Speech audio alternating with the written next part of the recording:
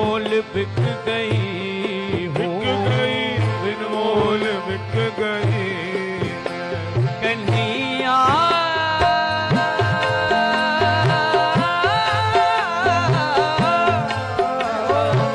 बिन मोल बिक गई, बिन मोल बिक गई। अरे जब से छवि निहारी बिन मोल बिक गई, जब से छवि निहारी दो फूलों में सज रहे श्री वृंदावन बिहारी, फूलों में सज रहे श्री वृंदावन बिहारी। याद है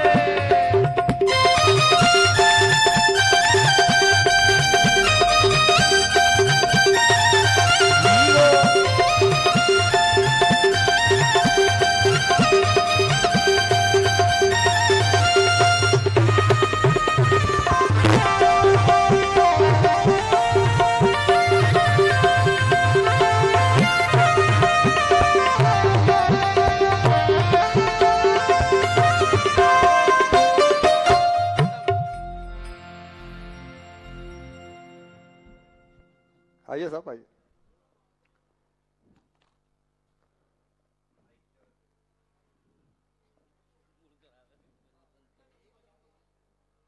चालू रखा कर, चलो। हेलो,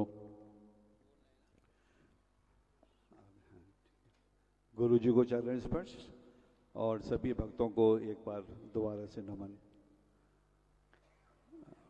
गुरु जी की भागवत में हम डूबे हुए हैं, भागवत के रस में। ये कोई आश्चर्य की बात नहीं है, ये तो हमको पहले से मालूम था, लेकिन एक नया आश्चर्य जन्म ले रहा है। आपने अपनी भागवत में एक नए कैरेक्टर का वर्णन किया पिछले 2-3 दिनों में कि कोई राकेश गोयल थाना में रहते हैं। वो एक भागवत में एक नया कैरेक्टर ने जन्म लिया है। विशेष बात यह है कि आप तो यहाँ पर महाभारत में रस घोल रहे हैं, वो दूसरे हॉल में हमारे प्रसाद में उतना ही रस घोल रहे हैं। बहुत ज्यादा रस घोल रहे हैं आप हमारे खाने में, हमारे प्रसाद में। लेकिन इस अच्छे होटल में, अच्छी नींद में दोनों रस आराम से पच रहे हैं, इसलिए कोई चिंता की बात नहीं है। बहुत बहुत आप लोगों को धन्यवाद। मैं एक विशेष, चूंकि हमारा ये अब अखिल भारतीय का भागवत परिवार बन चुका है, शायद भाभी जी की टेक्नोलॉजी काम आती है प्रसाद में रस घोलने में।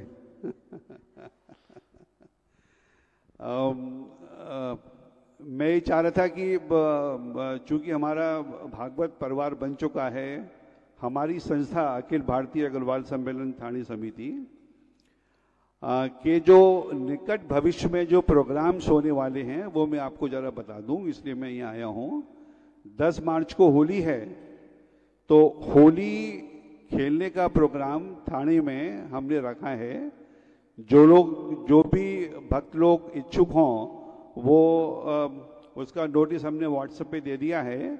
हमसे संपर्क करके 10 मार्च को थाने में येहूर हिल्स पे होली खेलने का प्रोग्राम है, वहाँ पर आ सकते हैं, उनका स्वागत है वहाँ पर।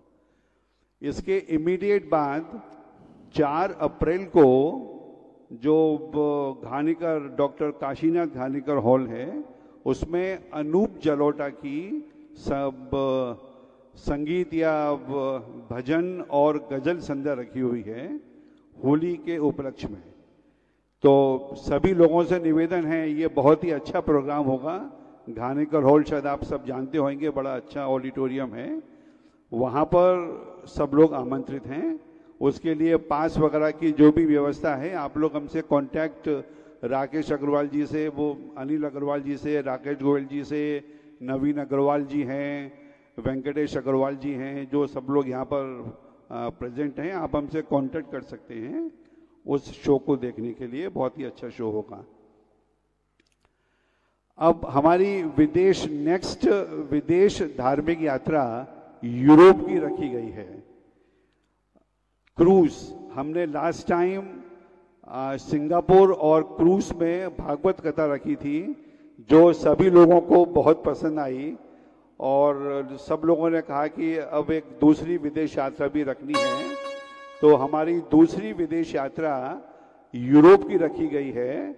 3 जुलाई को हम बॉम्बे से स्टार्ट करेंगे। अभी तक हमारा जो प्रेजेंट प्रोग्राम है 3 जुलाई को, और यूरोप में क्रूज पर हमारे 7 नाइट्स रहेंगी, जिसमें कि राम कथा का आयोजन किया गया है।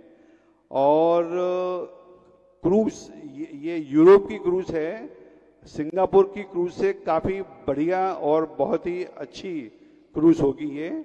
और हम उसमें बार्सिलोना जैसे शहर, वेनिस जैसे शहर, मतलब क्रूज में 7 दिन और 3 दिन अलग अलग कंट्रीज घूमेंगे। टोटल 11 नाइट्स एंड 12 डेज का प्रोग्राम रखा है।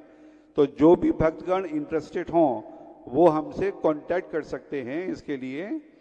उनको भी हमारी गारंटी है, क्योंकि हम जो भी अपनी संस्था के अंडर में हम जो भी फंक्शन लेते हैं, आप लोगों के सहयोग से, हमारे 22 मेंबर हैं, हमारी कमेटी में 22 मेंबर हैं। उस 22 मेंबरों में एक मैं हूँ, राकेश जी हैं, बाकी 3 यहाँ बैठे हुए हैं, अभी आएंगे। सब इतनी मेहनत से काम करते हैं कि जिस तरीके से इस भागवत कथा में मजा आ रहा है, पिछलियों में आया है, उससे भी अधिक हमारे फ्यूचर के प्रोग्राम्स में भी आपको आएगा। बहुत बहुत धन्यवाद। हमको एक प्रेस में एक एडवर्टीजमेंट देना है, इसलिए फोटोग्राफर साहब से मेरा निवेदन है कि हमको एक ऐसा फोटो चाहिए, गुरुजी बैठे हुए हैं, हमारी संस्था का नाम और हम 5 लोग की हमारी फोटो आ जाए, ये हम चाहते हैं आपसे। एक मिनट लगेगी बस, बाद में तो फिर वो सब शुरू हो जाएगा। अनिल जी, वेंकटेश जी,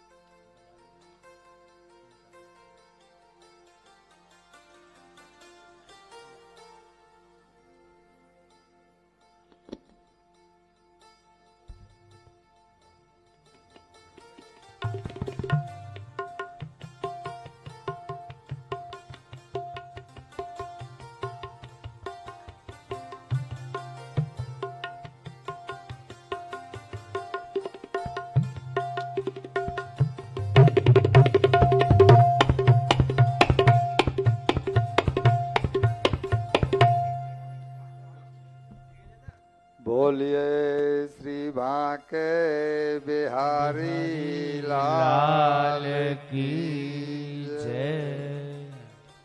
आइए कथा में प्रवेश करें। इन्हीं जय विजय को चूंकि अब दैत्य योनि में यानी पाप योनि में जन्म लेना था, तो भूमिका देखिए कि कश्यप जी की ही 2 पत्नी, एक दिति और एक अदिति। इसी दिति से दैत्य हुए हैं ये, और ये कश्यप जी के पास जो पहली पत्नी है दिति पहुंची, अब वो भी शाम के समय, और उनसे आग्रह किया कि मैं पुत्र प्राप्ति आपसे चाहती हूं। इशारों में बात कर रहा हूं, समय को न लेकर के, सब समझदार हैं आप। उन्होंने कहा कि पुत्र प्राप्ति का समय ये नहीं है, ये शाम है और शाम को संध्या बाती का समय होता है। मैं तुम्हारी इच्छा पूरी करूंगा, लेकिन ये समय नहीं है। क्यों कि ऐसा घोर तमा वेला, ये तामस वेला है। ये तुम्हारा जो तामस है ना, वो इस वेला के उपयुक्त नहीं है, ये संध्या की वेला है। भगवान भूतनाथ अपने गणों के साथ में इस समय आकाश में भ्रमण करते हैं, लेकिन ये कामातुरा थी और ये नहीं मानी। क्यों नहीं मानी? उसका कारण है कि पापी पुत्र तभी पैदा हुआ जबकि मां पापिनी। अगर मां पाप कर्म में प्रवृत्त नहीं है तो पापी पुत्र भागवत के हिसाब से पैदा नहीं हो सकता। यहां क्लियर लिखा हुआ है, कश्यप जी जैसे त्रिकालदर्शी संत ने मना किया लेकिन दिति नहीं मानी। उसके पीछे रहस्य ये है कि पाप में होने के लिए पाप में गर्भ होना चाहिए। पापियों को जन्म लेने के लिए पाप में गर्भ होना ही चाहिए। सात्विक स्त्री से पापी पुत्र पैदा नहीं हो सकता। मैं किसी महिला के प्रति अपने भावों को व्यक्त नहीं कर रहा हूं, ठीक है। मैं जो कह रहा हूं वो भागवत के हिसाब से कह रहा हूं। ये भूमिका इसलिए बतानी पड़ी क्योंकि आगे इनका जन्म होने वाला है, इनसे ही तो सब कथा चलेगी आगे। तो इसलिए मैंने बताया कि ये इन्होंने ये गलती की जिसके कारण के इनके पुत्र दैत्य कहलाए और अदिति माता दोनों आपस में एक ही पति की दोनों पत्नी है, दोनों शोतन है, लेकिन वो देवता कह रहा है।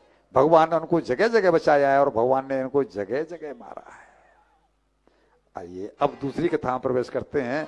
ये कथा है करदम जी और देवहूति माता की। करदम जी भी उन्हीं मानस पुत्रों में से हैं जिनकी चर्चा जो है सबसे पहले सृष्टि में हुई है। पहले मानस पुत्र जो हुए हैं ना, उनमें ये भी हैं करदम जी, ये ऋषि हैं। इनको भी ब्रह्मा जी ने आज्ञा दी कि तुम संतान उत्पत्ति करो। आपको समझना, ब्रह्मा जी की आज्ञा पाकर के इन्होंने केवल ब्याह की तैयारी नहीं कर दी है।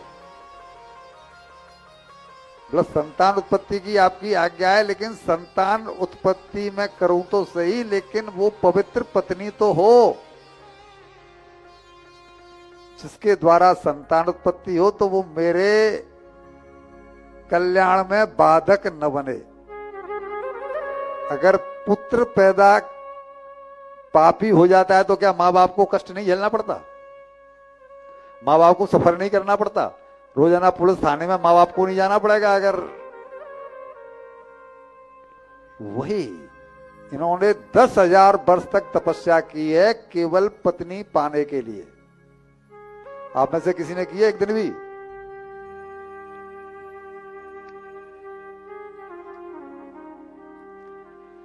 दस 10,000 वर्ष तपस्या करने के बाद में भगवान के इनको दर्शन हुए। दर्शन होने के बाद में इन्होंने अपनी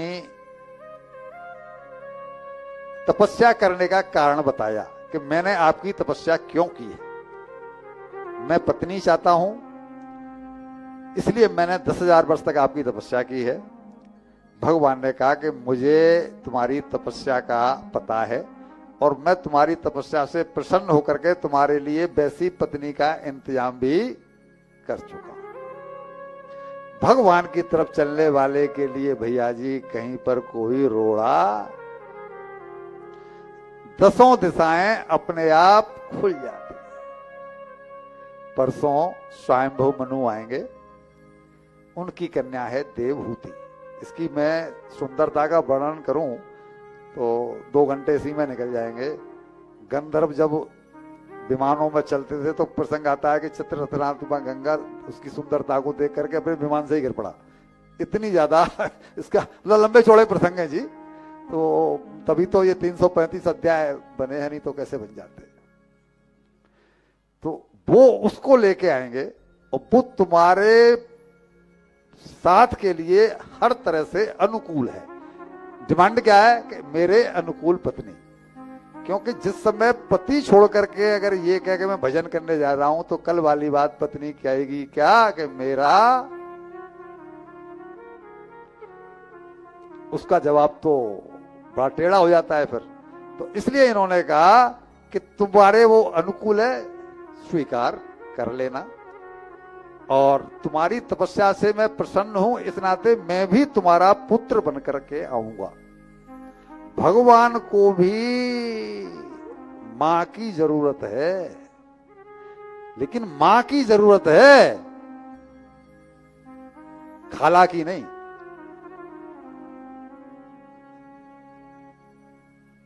तरसता है भगवान के कोई ऐसा निर्मल हृदय तो मिले जिस पर मैं जा करके आसन लगा लूं।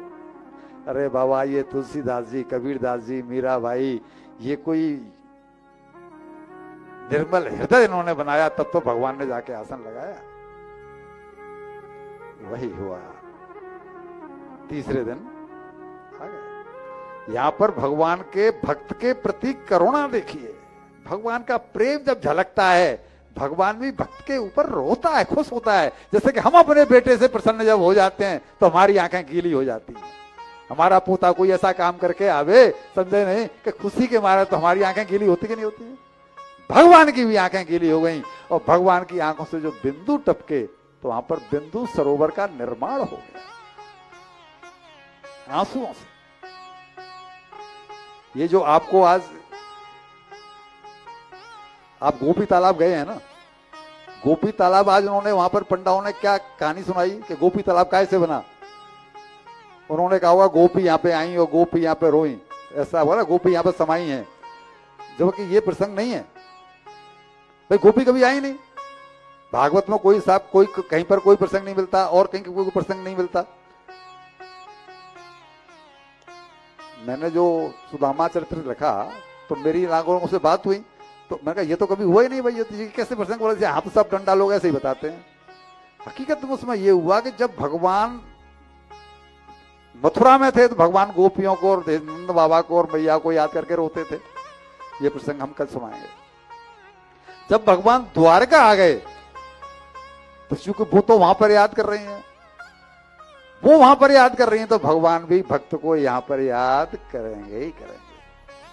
तो जब भगवान इस द्वारका में यहां पर होते थे और जब कभी भी देखते थे कि आज मेरे लिए बोर हो रहा है, वो तो अंतर्यामी है, आज मेरे लिए बोर हो रहा है, आज मेरे लिए बोर हो रही है, भगवान अपने रथ निकालते, सारथी से कहते और वहां जाकर के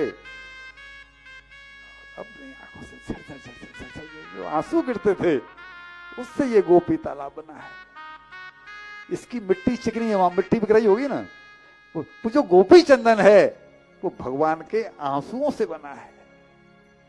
आजू बाजू की मिट्टी में सिवाय नमक के कुछ है ही नहीं।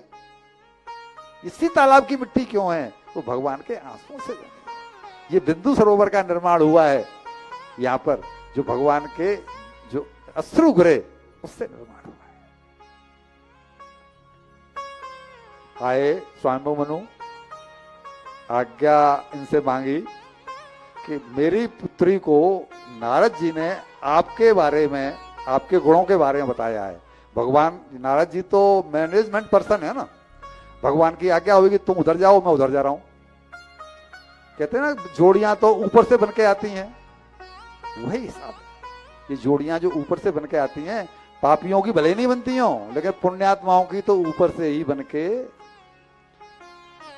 और वही हुआ कि नारद जी ने मेरी बेटी को समझाया, देवहूति को, और ये कह रही है कि आपसे विवाह करेगी। उन्हें तो पता नहीं है कि भगवान आके इनको दर्शन दे गए और उनको बता गए, उन्हें कैसे मालूम पड़ता? उनको पता है कि ये क्यों आए हैं, गए हैं, अपनी बात कही है। उन्होंने एक शर्त रखी, इस शर्त को बड़े ध्यान से सुनना। मेरे संग में मुसीबत यह है कि मैं जब बहता हूं तो प्रसंगों को ले बैठता हूं और प्रसंग आके जाके लेट हो जाते हैं, राके जाऊ पीछे। प्रश्न ये पैदा होता है साहब, वो क्या कह रही है कि मेरी एक शर्त, वो क्या कह रहे हैं कि मेरी एक शर्त है, मैं विवाह तो तुमसे कर लूंगा, शर्त मेरी ये है कि जैसे ही संतान होगी मैं अपना कल्याण करने के लिए परिवार को छोड़ करके भजन को प्राथमिकता दूंगा।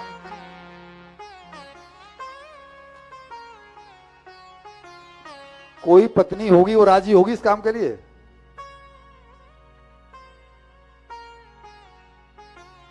लेकिन देवहूति उनके इस बैराग्य पर रीझ गई।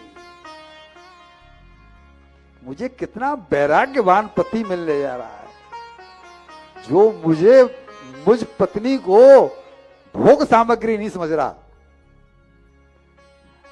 योग सामग्री समझ रहा। शास्त्रों ने दो तरह की पत्नी कहा है, एक भोग पत्नी और एक धर्म पत्नी। जो पत्नी अपने पति को धर्म के रास्ते पर न चला दे वो भोग पत्नी कहलाती है, और जो पत्नी कहे कि सारा जीवन इसी में लगे रहोगे, ये शरीर इसके लिए तो नहीं मिला। बहनों, बहुओं, बेटियों, पति लोग अक्सर भटके हुए ही होते हैं। कारण यह कि उनकी चित्तवृत्ति बाहर रहती है, वो बाहर की दुनिया में रमण करते हैं। महिलाएं अपने घर में रहती हैं, उनका रमण जो है ना अपने परिवार के लिए होता है, वो भटकी हुई नहीं होती। धर्म पत्नी कहलाने का अधिकार उसी पत्नी को है जो पति को भटक गया हो तो अटका ले अपने पास खींच के ले आवे और उसके धर्म की तरफ प्रेरित कर दे। अच्छा, कोई अधर्म पत्नी जैसा शब्द कहीं है? धर्म पत्नी ही क्यों है? केवल इसलिए कि पत्नी का कर्तव्य है कि वो पहले तो भटकने नहीं दे, भटक गया है तो उसे भी सुलझा ले। हमारे चरित्रों में कितनी महिलाओं का जिक्र है जिन्होंने अपने भटके हुए पतियों को और किनारे किया है। धर्माचरण जो है वो जितना महिलाएं कर लेती हैं उतना पुरुष नहीं कर पाते। पत्नी धर्माचरण के लिए ही है, पत्नी की उपयोगिता धर्माचरण के लिए ही है। कितने पुरुषों को पता होगा जब पूजा करने बैठते हैं कि अब क्या करना है, सब बातें महिलाएं तो बताती हैं कि अब ये होगा, अब ये होगा, अब ये करना है, अब वो करना है, तुमको तो कुछ आता नहीं है। पुरुष भी कहता हाँ भाई मुझे नहीं आता। पुरुष भी कह, मंदिर में जाकर के महिलाएं तो बताती हैं अब ऐसा होगा, अब ऐसा होगा, कथा होगी तो ऐसा होगा, अब ऐसा होगा। ये पुरुष, ये महिलाएं करती है। भैया पुरुष तो केवल नाविक है और स्त्री है नौका। ये संसार समुद्र है, इसमें ये जोड़ी जो है ना, ये जो क्या क्या शब्दों के सारा ये तलाक ये और वो जाने क्या क्या आज के समय में आ गया है जो कहीं पर था ही नहीं। रीझ गई देवभूति, बोला ये पति है। भक्ति प्रकट वहीं होगी जहां विवेक और स्नेह का मिलन होगा।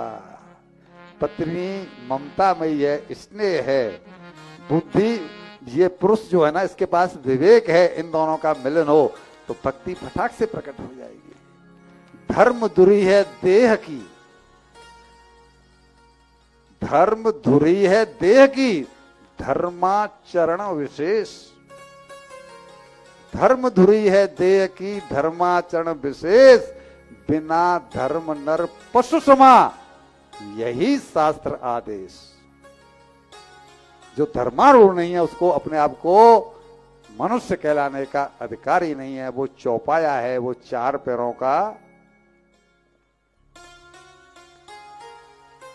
ये रीझ गई, इनकी स्वीकृति मिली, वो साथ विवाह करके इनके साथ और शानभू मनु राजा अपने चले गए। जिसकी निष्ठा भक्ति में है साहब, वो बोला था ना कल हमने कि भक्त की परिभाषा जो कभी विभक्त हो ही नहीं सके। विवाह करने के बाद में स्विट्जरलैंड की टिकट नहीं ली है, फिर भजन में चले गए। अभी विवाह हुआ है और भजन में फिर चले गए और ध्यान लग गया तो वो टूटा है जाकर के 1200 साल बाद। कहीं कहीं 12 साल आता है, कहीं कहीं कोई 60,000 साल बताता है, मतलब ऐसा जिक्र आता है। लेकिन ये मान के चलो कि बहुत लॉन्ग पीरियड के लिए वो उसमें ध्यान में चले गए।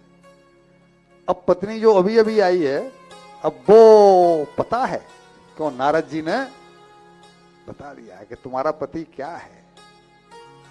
तुम्हें पाने के लिए उसने 12,000 साल तप किया है।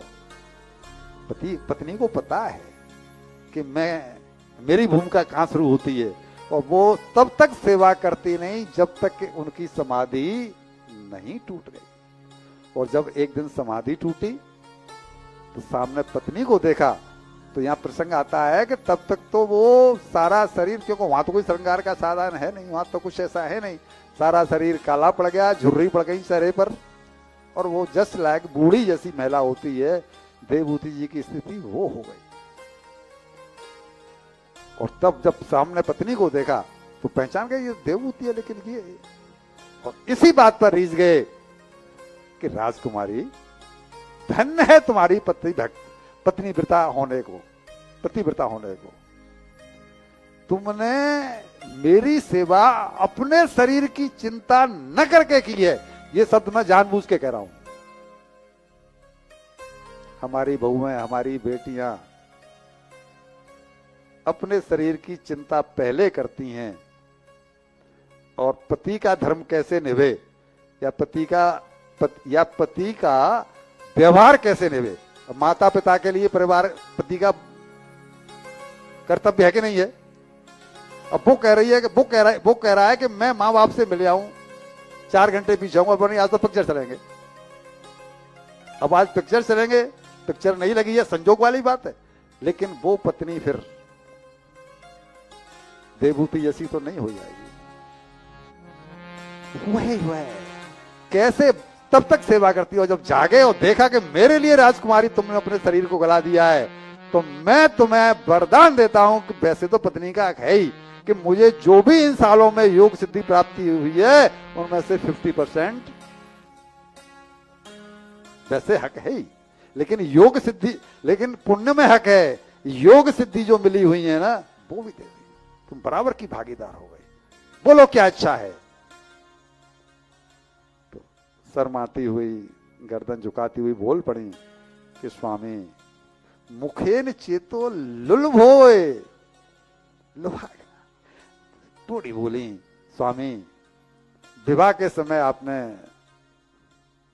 मुझे संतान सुख देने का वादा किया था। भाई मां, महिला का तो जब तक कोई संतान नहीं होता तो मातृ धर्म पूरा नहीं होता, संतान की इच्छा तो होती है। तो वो आप अपना वादा पूरा कर दें, बस केवल इतनी ही।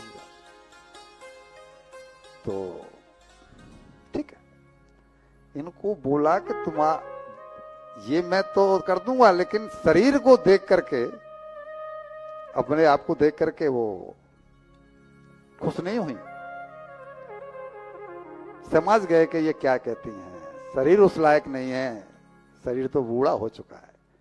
उनको बोला कि ये जो बिंदु सरोवर है ना, तुम इसमें प्रवेश कर जाओ। देवभूति जी बिंदु सरोवर में प्रवेश किया और पीछे से स्वयं ने प्रवेश किया और अपने योग बल से ऐसा दिव्य विमान निर्मित किया जो केवल मन में जो सोचो उसके हिसाब से वो चलता था। पृथ्वी पर चले, तीनों लोकों में कहीं भी, जहां भी आपकी इच्छा हो। और यहाँ प्रसंग है कि इन्होंने सैकड़ों वर्ष तक उनका साथ विहार किया है। दोनों उसमें गए, 10,000 दासियां प्रकट हुई, श्रृंगार किया उनका, और देवभूति जी का जो रूप लावण्य पहले था वो सब कुछ वापस आया। ये भी युवावस्था को प्राप्त हो गए, वो भी युवावस्था को प्राप्त हो गई। और इनका जब बहुत समय तक विहार चला, तब एक दिन देख करके कि आज मेरी पत्नी की इच्छा गर्भ धारण की है, तो इन्होंने अपने 9 रूप बनाए। 9 रूप। ये जो है ना, ये अपने संतों के पास पहले सारी विद्याएं थी। अपने एक के ही 9 रूप बनाए, गर्भ धारण किया, और मालूम पड़ा कि एक साथ 9 कन्याओं ने जन्म, 9 कन्याओं का जन्म हुआ। और जब 9 कन्याएं हो गई तो इधर तो खुशी है कि 9 कन्याएं हो गई हैं, लेकिन दूसरी बात क्या थी, वादा क्या हुआ है कि संतान उत्पत्ति होते ही मैं भजन करने चला जाऊं। अब आकर कहती हैं कि स्वामी मैं तो सैकड़ों वर्ष तक और भोग विषय में ही फंसी रही, आप जैसा मुक्तिदाता पति पाकर भी मेरे मन में कभी ये बात आई नहीं कि मैं आपसे मुक्ति की चर्चा करूं। और अब आप वादे के अनुसार कहेंगे कि देवी मुझे आज्ञा दो। इनको पता नहीं है कि भगवान इनसे कह चुके हैं कि मैं तुम्हारा पुत्र बन करके, इनको पता नहीं है ना, वो तो उनको पता है। ये गई और कहा कि स्वामी अभी आप कहेंगे कि मैं भजन करने के लिए जा रहा हूं, लेकिन ये तो कन्याएं हो गई हैं और अब इनके लिए पति ढूंढने पड़ेंगे, मैं अकेली महिला क्या करूंगी। अपने निर्णय पर विचार करिए। तब उन्होंने कहा, देवी चिंता मत करो, मैं अभी नहीं जा रहा हूं। क्यों? कि तुम्हारे गर्भ से भगवान खुद ही अवतार लेंगे, तुम ईश्वर की मां बनने वाली हो, इसलिए मैं अभी रुका हुआ। तब ब्रह्मा जी आए हैं, ये भगवान इनके गर्भ में आए हैं। ब्रह्मा जी स्तुति ब्रह्मा जी ने की है, और स्तुति करने के बाद में, गर्भ स्तुति के बाद में भगवान कहे हैं, भगवान का जन्म जब हुआ है तो ब्रह्मा जी अपने 9 जो वो 10वें जो वो थे ना ये प्रजापति, उन 9 को लेके आए और 9 कन्याओं का विवाह उन प्रजापतियों के साथ में किया गया है। समय निकला है। एक दिन ऐसी अवस्था आई कि जब जाकर के करदम जी पहुंचे भगवान के पास, जो उनके पुत्र बन के आए हैं कपिल जी, और जाकर के उनको बोला कि भगवान मेरे अब 3 कर्ज चुक चुके हैं। कल हमने गृहस्थ धर्म की बात की थी, उसमें 3 कर्म वो भी हैं।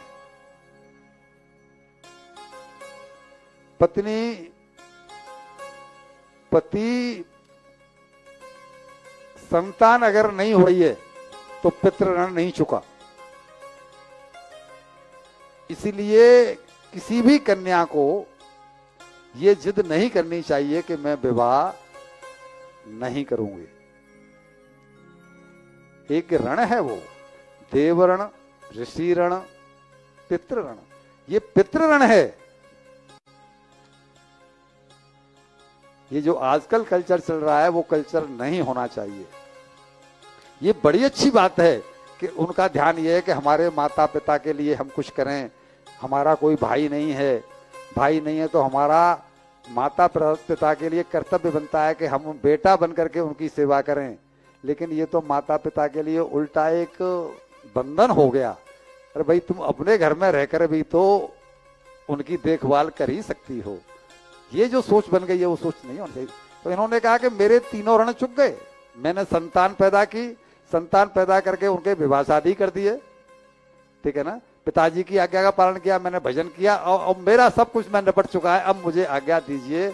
अपने बेटे से आज्ञा मांगी है और भगवान ने इनसे यही कहा है कि मैं तुम्हें आज्ञा देता हूं, निष्कर्म करते हुए, भजन करते हुए तुम अपना जो है ना कल्याण करो और सारा कुछ मुझे अर्पण करते जाना। मीन्स निष्कर्म, जो निष्काम कर्म जिसे कहते हैं, भजन।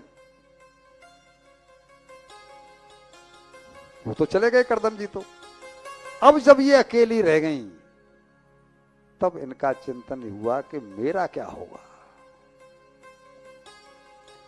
मैंने ऐसे मुक्तिदाता पति को पाकर भी कभी सत्संग की चर्चा उनसे की ही नहीं। ये दुर्भाग्य है। हमेशा दूसरों की चिंता, हमेशा दूसरों की चिंता, इसका क्या होगा, उसका क्या होगा। अरे बाबा तेरा क्या होगा तू वो सोच। यहां कोई किसी का नहीं। और एक दिन भगवान कपिल के पास पहुंची मां और जाकर के बोलती है कि भगवान मैं तो माया ने ठग लिया मुझे। क्या हुआ मां? कि मैं तो भोग विषयों में फंसी रही।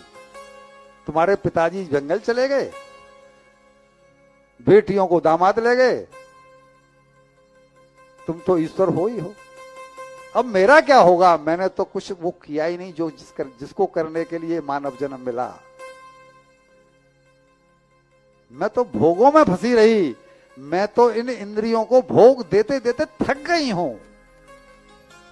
भर्तृहरि का नाम आपने सुना होगा, उन्होंने शतक लिखा है। उसमें एक श्लोक उन्होंने लिखा है, भोगा न भुक्ता वयमेव भुक्ता, तपो न तप्तम वयमेव तप्ता, कालो न माता वयमेव माता, तृष्णा न जीर्णा वयमेव जीर्णा। मैंने भोगों को नहीं भोगा, बल्कि भोगों ने ही मुझे भोग लिया। तृष्णा आज तक नहीं मरी है और मैं बूढ़ी हो गई। तृष्णा कभी छूटी है किसी की? तृष्णा न जीर्णा वयमेव जीर्णा। मैं जीर्ण हो गई, लेकिन तृष्णा अभी तक जवान है। काल को मैंने नहीं जिया है, काल ने मुझे जी डाला। बेटा मुझे मेरी मुक्ति का रास्ता बताओ। पति के रहते मैं ये काम नहीं कर पाई।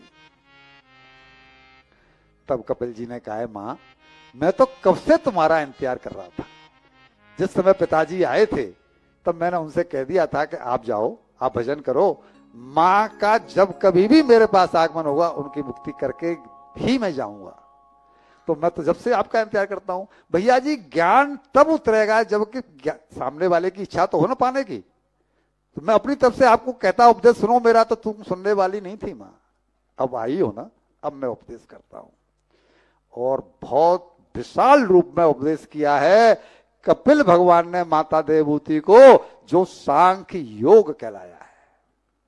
हमने भूमिका वाले दिन पहले दिन आपको 4 साधन बताए थे कि जो 16 हमने आपको स्तंभ बताए थे उसमें 4 साधन बताए थे मुक्ति पाने के, भक्ति योग, ज्ञान योग, कर्म योग और चौथा हमने बताया था सांख्य योग। जो चौथा सांख्य योग बताया था वो ये है जो भगवान कपिल ने जिसका उपदेश किया। इसमें निरा वेदांत है सांख्य योग में, और इसको सुनने के बाद में देवहूति माता की मुक्ति हुई है। इनके शरीर को, इनका शरीर पानी बनकर के बह गया, और कहते हैं कि वही पानी से जो गंडकी नदी बनी है, कुछ लोग तो बताते हैं कि ये सिद्धपुर जगह है यहाँ पर गुजरात में, कहीं वर्णन मिलता है कि जो गंडकी नदी बनी है नेपाल के पास में, जहां पर ये सालग्राम बटिया पैदा होती है, वो जगह है वो जहां इनका शरीर पानी बनकर के बहा है। उस नदी का नाम गंडकी नदी पड़ा है। जरूरत है लगी, तन में लगी हो कि मुझे ये काम करना है।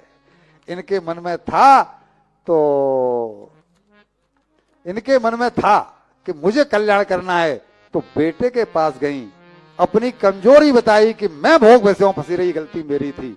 तुम्हारे पिता यानी मेरे पति तो मुक्ति के दाता थे, वो तो मुझे मुक्त कर सकते थे, मैंने ही कभी कामना नहीं की।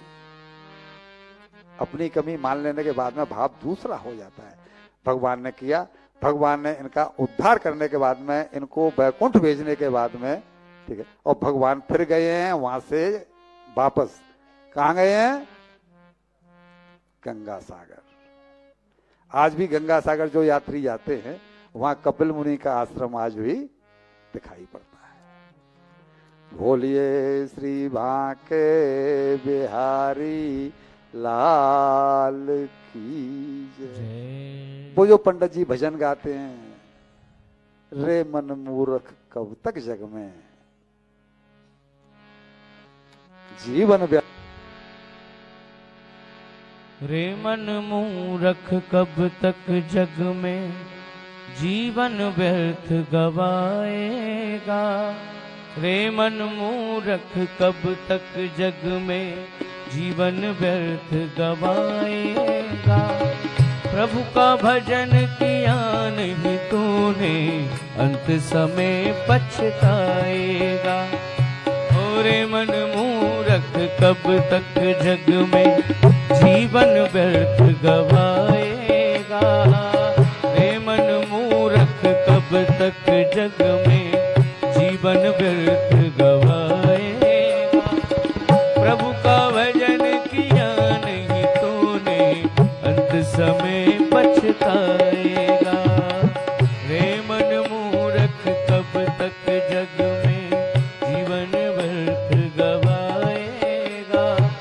प्रभु का भजन किया नहीं तूने अंत समय पछताएगा।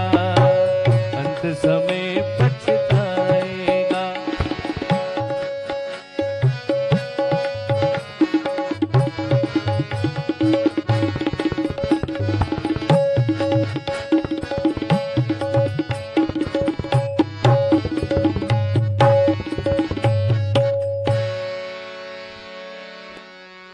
श्री बांके बिहारी लाल की जय।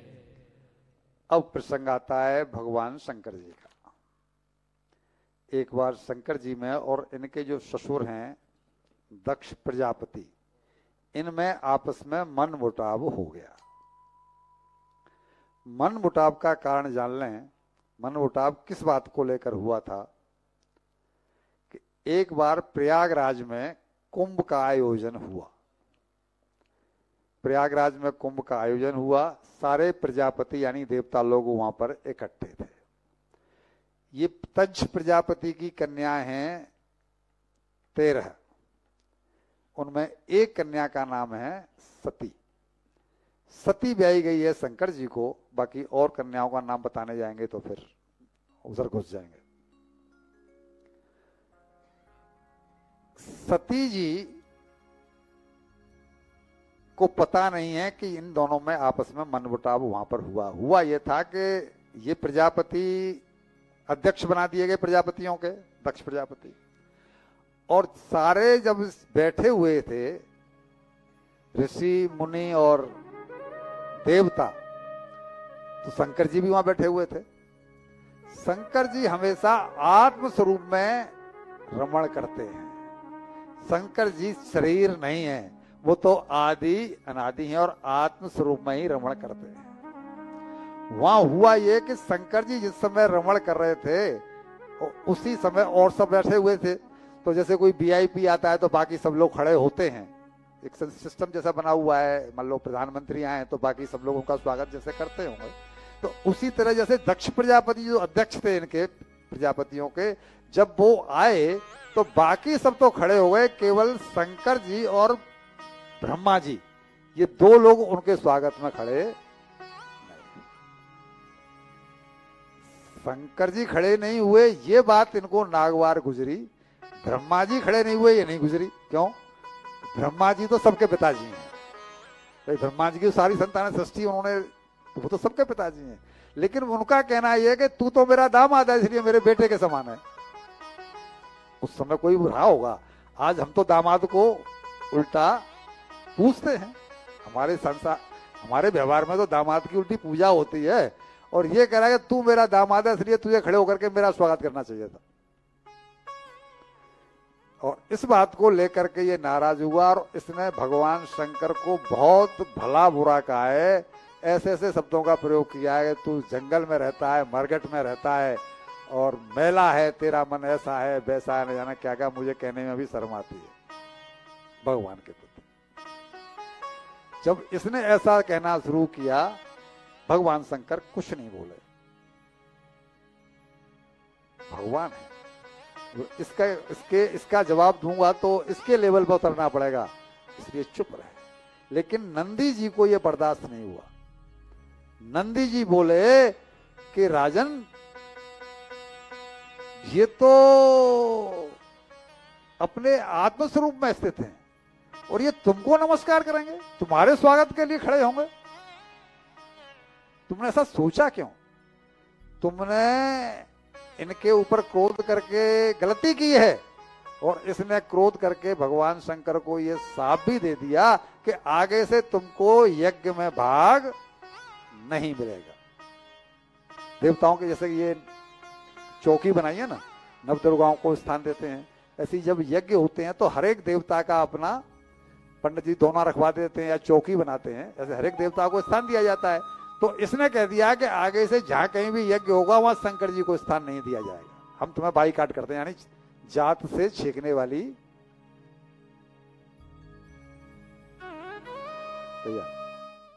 ये स्थिति देख करके जब ये साफ दिया तो ये तो कुछ नहीं बोले, कोई कुछ नहीं बोला, लेकिन नंदी जी नहीं चूके और नंदी जी ने इनको उल्टा साफ दे दिया कि हम तुम्हें साफ देते हैं कि तुम्हारा मुंह बकरे का हो जाए। और ये जो ब्राह्मण हंस रहे हैं इस सांप के ऊपर, इन सब का ऐसा हो जाए वैसा हो जाए, बकरी की दाढ़ी भृगु जी के लग जाए और किसी के दांत पूसा के दांत टूट जाए, ऐसा करके इन्होंने सबको स्थापित किया। जो अभी राम जन्मभूमि का ट्रस्ट बना है, इसमें स्वामी गोविंद गिरी देव जी, किसी को पता है क्या बने हैं? है? ये बात, जो कोषाध्यक्ष बने हैं वो गोविंद देव गिरी जी बनते हैं। वो उनकी एक महीने कथा होती है स्वर्ग आश्रम में, हमको उनकी कथा में रस आता है, हम पूरी सुनते हैं उस एक महीने कथा को। वो कहते हैं कि इस सापा सापी में और किसी का कुछ बिगड़ा हो चाहे नहीं बिगड़ा हो, इन नंदी जी ने ब्राह्मणों को साथ दे दिया कि तुम्हारी विद्या केवल खाने कमाने के काम आएगी, तुम जगह जगह भीख मांगते फिरोगे, और जाने क्या क्या ऐसे शब्द हैं कि यहां सब ब्राह्मण बैठे हुए मुझे कहते हुए भी लज्जा रही। और इस साप का परिणाम ये हुआ कि ब्राह्मणों को सबसे ज्यादा हेतु हुआ, इनका तो खैर क्या बिगड़ा होगा। इन्होंने कह दिया तुम्हारी विद्या केवल खाने कमाने के काम आएगी, मुक्ति के काम नहीं आएगी, कल्याण के काम नहीं आएगी। ये उन्होंने, उनके शब्द हैं जो मैं कह रहा हूं। शंकर जी चले गए, सभा विसर्जित हो गई, सब लोग अपने अपने घरों में चले गए। यानी वो ये मनोमालिन्य हुआ, लेकिन शंकर जी के चेहरे पर कोई फर्क नहीं। लौट के कैलाश आए, सती जी को बताया नहीं, और इसने चिढ़ करके अब जानबूझ करके पहले यज्ञ किया एक, तो शंकर जी को भाग नहीं दिया। फिर दोबारा बाज पे यज्ञ किया, शंकर जी को भाग नहीं देना है, इस नाते उनको फिर चढ़ाने के लिए। और जब भगवानों में भर भर के जो देवता स्वर्ग मार्ग से जो ऊपर से जा रहे थे, तब सती जी ने देखा ये देवता कहां जा रहे हैं, और वो चढ़ा चढ़ा के सती जी को कह रहे हैं कि अरे तुम्हारे पिताजी के यहाँ इतना बड़ा यज्ञ हो रहा है और तुम अभी तक यहीं पर हो। तो महिलाओं को तो लगता है ना मायके जाने की इच्छा होती है। उन्होंने ये इच्छा जब रखी कि देखो मेरे पिताजी ने यज्ञ का आयोजन किया है, उन्हें पता नहीं कुछ भी, और देखो सभी देवता जा रहे हैं, तो आप भी चलो ना। शंकर जी ने बोला देवी हमें निमंत्रण तो आया नहीं। तो क्या हुआ, निमंत्रण नहीं आया तो क्या हुआ, बेटी अपने बाप के घर तो बिना निमंत्रण के भी जा ही सकती है ना। और आप तो बेटे जैसे हो, आपको क्या तकलीफ है इसमें चलने में। बोला हाँ बिना निमंत्रण के जा सकते हैं, लेकिन वो हमारे प्रति द्वेष न रखते हो तब। भाई पोस्ट किसी कारण से पहुंच नहीं पाई, किसी कारण से फोन लग नहीं पाया, तब तो बात ठीक समझ आती है, लेकिन उन्हें बताया कि मेरे प्रति द्वेष रखते हैं, इसलिए तुम भी मत जाओ। और देवी अगर जाओगी, बुलवा लो पंडित जी, पंडित जी अगर तुम भी जाओगी तो दुख पाओगे, वहां तुम्हारा अपमान होगा। तुम्हारा भाव इस समय पिताजी के प्रति पिता का है, लेकिन उनका भाव मेरे प्रति दामाद का नहीं है। दामाद का भाव होता तो दामाद कब है, जब पहले पुत्री अपनी है तब तो दामाद है। दामाद तो बाद में हुआ, पहले तो पुत्री हुई, तो वो मुझसे ही बैर काय को करते, इसलिए तुम भी मत जाओ। लेकिन यहां लिखा है कि पार्वती जी सती जी रोने लगी, और ऐसा लिखा है यहां पर कि सती जी ने इतना क्रोध किया है मान लो शंकर जी को चबा जाएंगे रोते रोते,